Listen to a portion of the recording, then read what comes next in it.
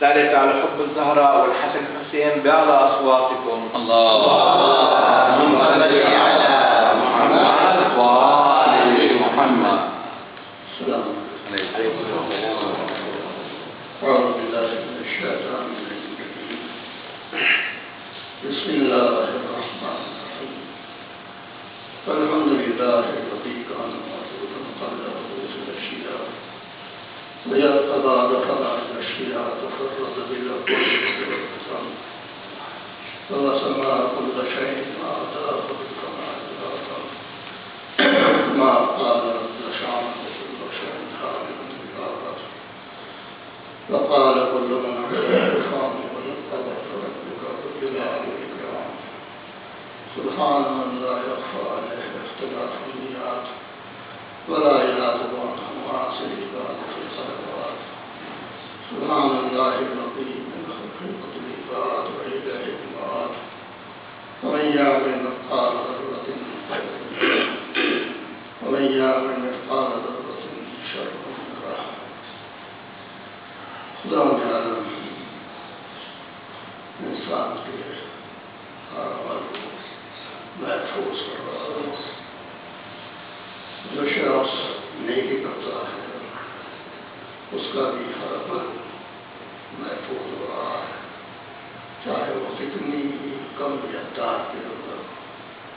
حد یہ ہے کہ آیت میں ذرہ کہا گیا ہے، ذرے برابر ہی نیکی انسان کی ایسی نہیں ہے کہ جس کو آخرت میں وہ نہ ملے، یعنی اس کا اجر اس کو نہ ملے، اور سامنے مقابل میں اس کے ذرہ برابر برائی کی خداوند عالم فراموش نہیں کرے گا، بلکہ اس کی بھی سزا اس کو ملنے والی. اور ان دونوں ہی باتوں کا یعنی خداوند عالم کے احکام کو بجا لانے اور جن باتوں سے اس نے روکا ہے ان سے رک جانے کا نام تقویٰ ہے، پرہیزگاری. اور روزے کا مقصد بھی خداوند عالم نے تقویٰ ہی قرار دیا ہے. اس میں اللہ نے ہمارے اوپر وہ چیزیں کہ جو حلال تھیں وہ بھی اس زمانے میں روزے کی حالت میں ممنوع قرار دی. کیوں؟ تاکہ ہمیں ایک عادت پڑ جائے حکم الہی کے تحت زندگی گزارنے کی، کہ جب وہ ہمیں کسی کام کے کرنے کے لیے کہے تو ہم اس کام کو کریں، اور جب وہ کسی کام سے ہمیں روکے تو ہم رک جائیں، چاہے وہ عام دنوں میں جائز ہی کیوں نہ ہو.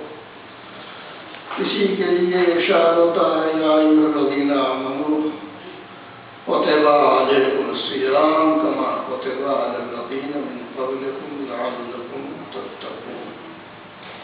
مقصد روزہ کیا ہے؟ لعلکم تتقون، تاکہ تمہارے اندر تقویٰ پیدا ہو جائے، تم اللہ سے ڈرنے والے ہو جاؤ، خوف خدا رکھنے والے ہو جاؤ. روزہ ایک ایسی اہم عبادت ہے کہ اللہ نے نماز کو اولیت دی ہے ہر عبادت کے اوپر.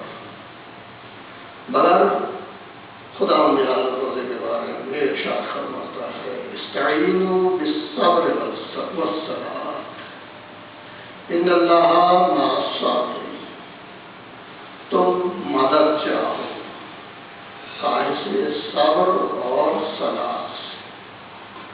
یہاں صبر سے مراد کیا ہے؟ روزہ ہے، کہ روزے کے ذریعے سے خداوند عالم سے اپنی التجائیں، اپنی دعائیں، اپنے کو اللہ کی طرف رجوع کرنا، وہ روزے کے ذریعے سے کرو. روزہ ہی ایک ایسی عبادت ہے کہ جس سے انسان اگر غریب ہو تو غنی ہو جاتا ہے، اور اگر محتاج ہو تو خداوند عالم اس کی محتاجی کو ختم کر دیتا ہے، بیمار ہو تو اس کی بیماری کو دور کر دیتا ہے. اس کی اہمیت کا اندازہ اس بات سے ہوگا کہ نواسہ رسول حسن حسین بیمار پڑتے ہیں تو پیغمبر اسلام آتے ہیں اور آپ فرماتے ہیں خاتم علی سے کہ تم 3 روزے منت کے رکھو۔ اس مقام کے اوپر ہمارا یہ ایمان ہے کہ اگر پیغمبر اسلام دعا کرتے اللہ سے تو کیا ان کی دعا قبول نہ ہوتی؟ کیا امیر المومنین علی و فاطمہ جن کے واسطے سے ہم دعا کرتے ہیں اور ہمارے مریضوں کو شفا ہوتی ہے، وہ اگر اپنے بچوں کے لیے اگر دعا کرتے تو بارگاہ الہی میں دعا قبول نہ ہوتی؟ نہیں ضرور ہوتی۔ خود حسن حسین سید شباب اہل جنہ ہے، تو پھر یہ روزے کی منت مانگنا اور بتانا یہ اہل بیت عملی اعتبار سے ہمیں سبق پڑھا رہے ہیں، ہمیں درس دے رہے ہیں، ہمیں روزے کی اہمیت بتا رہے ہیں کہ روزہ کتنا اہم ہے۔ اور یہ روزہ صبر کا مظاہرہ کرتا ہے۔ صبر کس کو کہتے ہیں؟ حلم کو کہتے ہیں، برداشت کو کہتے ہیں، یعنی غیظ و غضب کے مقابلے میں حلم آتا ہے، قوت برداشت آتی ہے۔ اور مکارم اخلاق میں سب سے اہم چیز یہی ہے۔ پیغمبر اسلام امیر المومنین علی بن ابی طالب علیہ السلام سے مخاطب ہو کر ارشاد فرماتے ہیں کہ یا علی 3 چیزیں مکارم الاخلاق میں ہیں۔ کیا؟ وہ کہ جس نے تمہارے ساتھ میں قطع رحم کیا، یعنی تم سے رشتہ توڑ دیا ہے، عزیزداری کا خیال نہیں رکھتا ہے، تو تم اس کے ساتھ میں صلہ رحم کرو۔ اس کے بعد یہ ارشاد فرماتے ہیں کہ جس شخص نے تمہیں محروم کر دیا ہے تم اس کو عطا کرو۔ اور اس کے بعد ارشاد فرماتے ہیں کہ جس شخص نے تمہارے اوپر زیادتی کی ہے، ظلم کیا ہے، اس کو معاف کر دو۔ یہ مکارم اخلاق میں ایک عارف معرفت رکھنے والے ایک خواجہ عبداللہ انصاری گزرے ہیں۔ وہ کہتے ہیں کہ اگر کوئی شخص تمہیں برا بھلا کہے، گالیاں بکے یا بدتمیزی کے ساتھ میں آئے اور تم بھی اس کے ساتھ میں اسی طرح سے جواب دو، تو پھر یہ عادت جو ہے یہ عادت سگ ہے، کتے والی عادت ہے کہ جب ایک کتا دوسرے کتے کے اوپر پھونکتا ہے تو وہ بھی پھونکنے لگتا ہے۔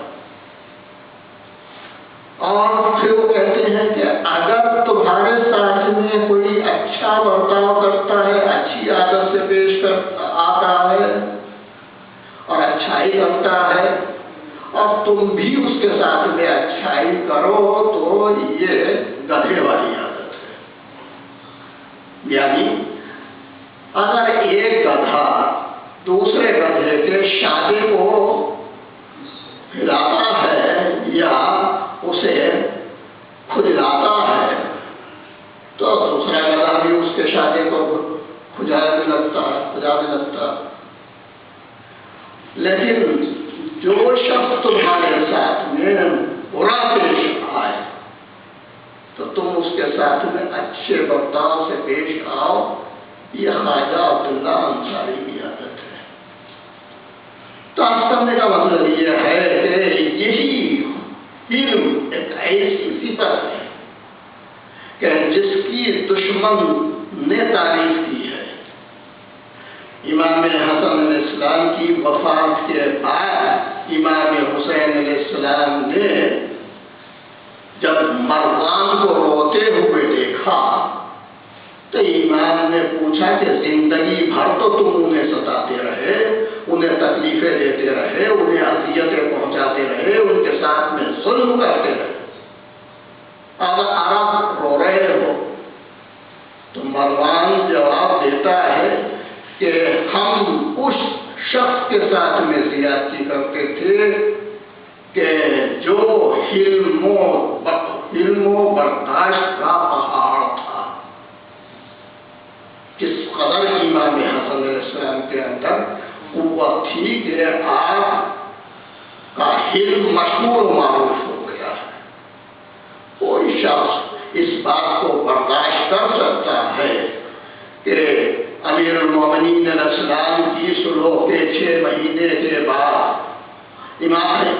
امیر المومنین علیہ السلام کی وفات کے 6 مہینے کے بعد جب آپ مادیہ سے حکم خداوندی کے مطابق صلح کر لیتے ہیں تو اس وقت خود آپ کے ماننے والوں میں حالت یہ ہو گئی تھی کہ آپ کو مذلل المومنین کہہ کے سلام کیا جاتا تھا۔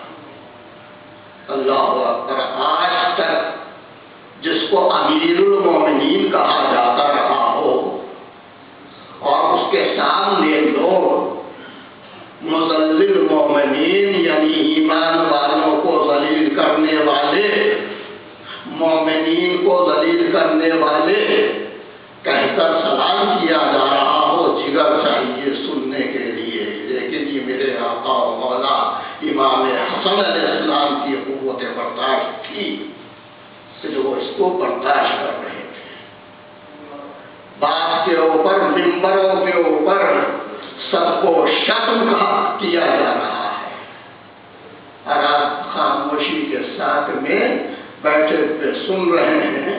یہ ایک سیرت چھوڑ گئے ہیں امام حسن علیہ السلام، ایک ترازو ہے پیروی امام حسن علیہ السلام کرنے کے لیے کہ جس کو خاموش دیکھو سمجھو کہ وہ پیروی امام حسن کر رہا ہے، اور جس کو ممبر کے اوپر گالیاں دیتا ہوا سنو تو سمجھو کہ وہ مادیہ کی سنت کے اوپر عمل کر رہا ہے۔ اس لیے کہ ابھی وہ لوگ کہ جو سن بھی نہیں رہے ہیں، یہاں ہے بھی نہیں، اور ان کے بارے میں برائی کرنا، یہ چڑھو چھاڑنا، یہ کہاں کا اخلاق ہے؟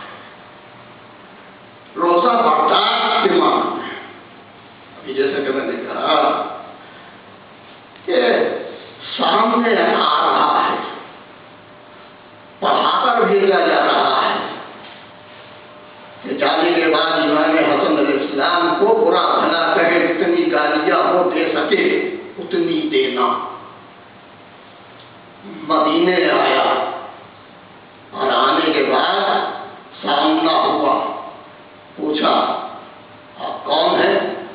کہا میں حسن ابن علی۔ اس کے منہ میں جتنی بھی فوشیات ہو سکتی تھی، جتنا وہ کہہ سکتا تھا وہ کہہ لیا، آخر خاموش ہو گیا، آپ کھڑے ہوئے سنتے رہے۔ میں تو یہی کہوں گا کہ یہ حسن نہیں ہے، یہ مجسم تصویر خلق عظیم ہے جو سن رہا ہے۔ جب وہ دیکھ چکا تو اس کے بعد میں آپ نے فرمایا اے بھائی، ہے کوئی ہم میں سے ایسا کہ جو برا بھلا کہنے والے کو، جو گالیاں دینے والے کو، جو ذلیل کرنے والے زوم میں ذلیل کرنے والا اور اس کو بھائی کہہ کر گزارے؟ اے بھائی، معلوم ایسا ہوتا ہے کہ تو اس شہر میں اجنبی ہے، تیرے پاس اگر زاد رام نہیں ہے تو زاد رام مہیا کر دو، تیرے پاس اگر سواری نہیں ہے تو سواری دے دو، تجھے اگر کھانے کی ضرورت ہے تو کھانا دے دو، تجھے اگر لباس کی ضرورت ہے تو لباس دے دو، تجھے رہنے کے لیے اگر مکان کی ضرورت ہے تو مکان مہیا کر، یعنی اس کے پاس جتنی بھی برائیوں کا پلندہ تھا وہ اس نے ختم کر دیا۔ امام حسن علیہ السلام نے جتنی بھی ضروریات انسانی ہو سکتے تھے ان سب کو بیان فرمایا، نتیجہ کیا ہوا؟ عدم نہیں ہوا۔ یہ ہے خلق حسن۔ اور اس کے بعد کہا کہ اب تک مجھ سے بڑا آپ کا کوئی دشمن نہیں تھا، اور میں آپ کے قدموں میں جان دے کر ہی مروں گا، آپ سے جدا نہیں ہوں گا۔ یہ ہے روزہ، یہی سکھاتا ہے۔ روزے میں ہمیں یہی درس دیا گیا ہے، اور اگر یہ نہیں ہے تو یہ صرف بھوک اور پیاس کی تکلیف ہے، اس کے علاوہ اور کچھ نہیں ہے۔ روزے کی حالت میں کسی کو برا بھلا کہنا، کسی کی غیبت کرنا، کسی کے اوپر کیچڑ اچھالنا، یہ روزہ نہیں ہے۔ جیسا کہ پیغمبر میں ایک مرتبہ میں بیان کر چکا ہوں کہ پیغمبر اسلام طرف سے گزر رہے تھے، دیکھا کہ دو عورتیں جو ہے لڑ رہی ہیں، آپ نے فرمایا کہ ان کو کھانا دے دو۔ ان کا یا رسول اللہ ہمارا سب روزہ ہے، کہ کیسا روزہ ہے تمہارا کہ تم ایک دوسرے کے اوپر کیچڑ اچھال رہی ہو، لڑ رہی ہو؟ یہ روزہ نہیں ہے۔ یاد رکھو کہ روزہ ہر چیز سے رکنے کا نام ہے، زبان سے بد الفاظ نکلنے لگا ہے، آنکھوں سے کوئی حرام چیز دیکھنے لگا ہے، کانوں سے کسی کی غیبت کو سننے لگا ہے۔ یہ ہے روزہ۔ یاد رکھیے کہ امام حسن علیہ السلام حکومت کے بکے ہوئے نہیں تھے۔ انہوں نے صاف اس واقعے سے یہ ظاہر کر دیا کہ دولت ہماری ٹھوکروں میں ہے۔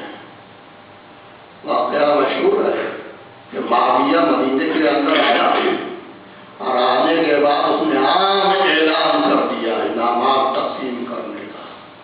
صبح سے لے کر شام تک لوگ آتے رہے، اور معاویہ ان کے اوپر اپنی دولت لٹاتا رہا، دیتا رہا، یہاں تک کہ جب شام کا وقت آ گیا تو امام حسن علیہ السلام پہنچے تو کہتا کیا ہے کہ آپ مجھے بدنام کرنے کے لیے اس لیے آخر میں آئے ہیں تاکہ میری دولت ختم ہو جائے اور آپ مجھے بدنام کریں۔ آپ کو یہ یاد رکھنا چاہیے کہ میں ہندا کا بیٹا ہوں۔ امام حسن السلام نے سن لیا، اور اس نے اپنے غلام کو حکم دیا کہ درہم و دینار اکٹھے کر دیے جائیں۔ چاچے درہم و دینار اکٹھے ہوئے ڈھیر لگ گیا۔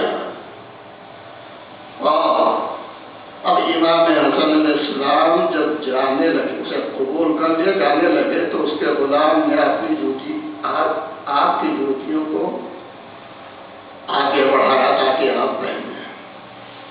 آپ نے وہ جتنا ڈھیر کا دولت تھا وہ معاویہ کے غلام کو دے دیا، اور آپ نے فرمایا میں فاطمہ زہرا کا بیٹا ہوں۔ اس سبق کیا دیا جس سے کہ ہم کبھی دولت میں ہمیں نہ توڑنا، مال دنیا سے ہمیں کبھی تو ہمارا مقابلہ نہ کرنا۔ دولت ہماری ٹھوکروں میں ہے، ہم ایک معمولی خدمت کرنے والے، یعنی اگر کوئی ہماری جوتی بھی چیری کر دے تو اتنی دولت تو ہم اس غلام کو نہیں دیتے ہیں۔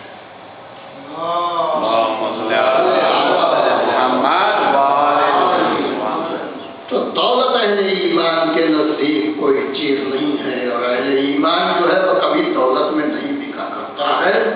یہ سبق امام حسن علیہ السلام نے ہمیں دیا ہے۔ وہ دولت میں بل لکھنے والے خطیب اور تھے کہ جو ممبروں کے اوپر اہل بیت کے اوپر کیچڑ اچھالتے تھے، اور اہل بیت کے شیعوں اور خود اہل بیت کو سب کو شرم دیتے تھے۔ اور یہ اہل بیت کا کردار ہے کہ وہ نسل ہے کہ خدا کے تحت خاموشی کے ساتھ میں سنتے تھے، مگر اگر کبھی کوئی مسئلہ آ گیا خود سے نہیں بلکہ شریعت کا مسئلہ بتانے کے لیے اس کو خاموشی سے بتا دیا کرتے تھے، کوئی آئے سوال کرے، اس لیے کہ امیر المومنین علیہ السلام نے بھی خود نہیں بلکہ سلونی، مجھ سے پوچھو، اب کوئی پوچھے گا تب تو بتائیں گے۔ اب ان دشمنوں ہی میں ایک شخص کھڑا ہو گیا، کھڑا ہونے کے بعد کہتا ہے کہ یا علی یہ بتائیے کہ میرے سر کے اوپر بال کتنے ہیں؟ امیر المومنین علیہ السلام نے کہا کہ یہ میں بتا تو دوں گا کہ کتنے بال ہیں، مگر تصدیق کون کرے گا؟ مگر ہاں ایک بات میں بتائے دیتا ہوں، وہ یہ کہ تیرا بیٹا میرے بیٹے کا قاتل ہوگا۔ یہ کون تھا؟ سعد بن وقاص تھے، جن کا بیٹا عمر ابن سعد کربلا میں آیا تھا لشکر لینے کے بعد۔ یہ پیشن گوئی تھی مولا کائنات کی اس وقت۔ تو سوال کر جیسا سوال کرنے والا ہوتا ہے ویسا اس کو جواب دیا جاتا ہے، لیکن یہ نہیں ہے کہ اہل بیت کا کردار خود امیر المومنین علیہ السلام، خود امام حسن علیہ السلام، خود امام زین العابدین علیہ السلام گوشہ نشینی میں بیٹھے رہے اور خدمت دین کرتے رہے۔ مولا کائنات 25 سال تک گھر میں بیٹھے ہیں، خاموشی کی زندگی۔ کیوں؟ اس لیے کہ وصیت تھی پیغمبر اسلام کی کہ اے علی جب لوگ دنیا کی طرف جائیں تو تم دین کا دامن نہ چھوڑنا۔ امام حسن علیہ السلام نے جو سیرت پیش کی وہ بھی رسول خدا کی سیرت تھی۔ صلح حدیبیہ پیغمبر اسلام نے کی، وہاں بھی پیغمبر اسلام کے اوپر لوگوں نے یہی کیا جیسا شک آج ہمیں رسالت میں ہوا ایسا شک کبھی نہیں ہوا۔ جملہ بتا رہا ہے کہ شک تو ہمیشہ کرتے رہے رسالت میں، مگر آج سب سے بڑا شک ہوا۔ وہی امام حسن علیہ السلام کی سیرت تھی، جو پیغمبر کی سیرت وہ امام حسن علیہ السلام کی سیرت، اور جو امیر المومنین علیہ السلام کی سیرت وہ امام حسن علیہ السلام کی سیرت۔ لوگوں نے اعتراض کیا کہ آپ نے صلح کر دی، یہ اچھا نہیں کیا۔ آپ نے فرمایا کہ دو صورتیں تھیں، یا تو میں جنگ کرتا، اگر جنگ کرتا تو میں خود بھی شہید ہوتا، میرا بھائی حسین بھی شہید ہوتا، سارا لشکر شہید ہوتا، سب ختم ہو جاتے۔ میں نے صلح کر کے اپنے کو بھی بچایا اور کربلا میں اسلام بچانے والے حسین کو بھی بچایا، یہ صلح کا فائدہ۔ تو مسئلہ آئندہ تاہرین کی سمجھنا آسان بات نہیں ہے کہ کس موقع کے اوپر کیا عمل کرنا چاہیے، کہہ دینا آسان ہے، ہم خود ہی کہہ رہے ہیں کہ یہ بات بری ہے اور خود ہی ہم وہی کام کر رہے ہیں۔ یہ تو ایسا ہی ہے کہ یقولون ما لا یفعلون، جو کہتے ہیں وہ کرتے نہیں ہیں، دوسروں کے لیے حکم ہے اور اپنے لیے چھوٹ ہے، اس تقریر کا کوئی فائدہ نہیں ہے۔ بسم اللہ الرحمن الرحیم، والعصر ان الانسان لفی خسر الا الذین آمنوا وعملوا الصالحات وتواصوا بالحق وتواصوا بالصبر۔